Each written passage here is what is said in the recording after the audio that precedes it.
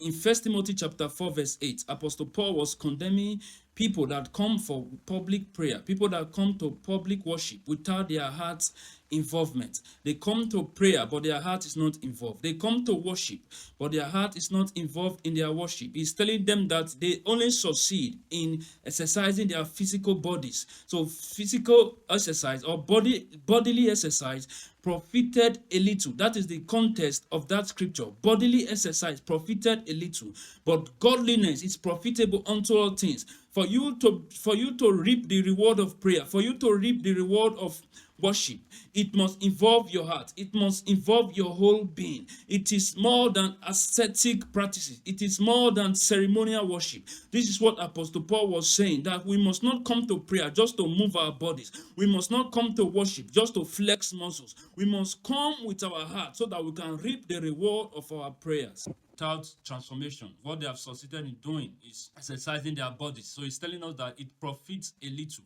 But what will profit you is when your heart is in your worship, when your heart is aligned to what you are doing, when that prayer, when that worship reaches your heart.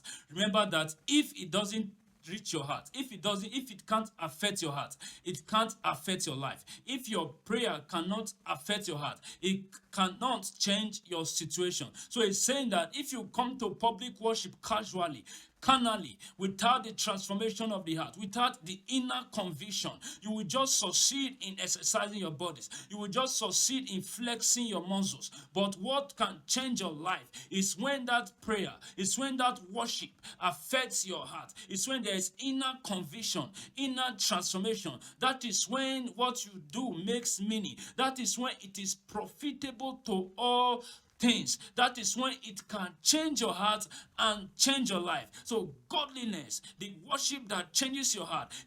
So I want to encourage you this morning that your heart is involved in your next prayer adventure.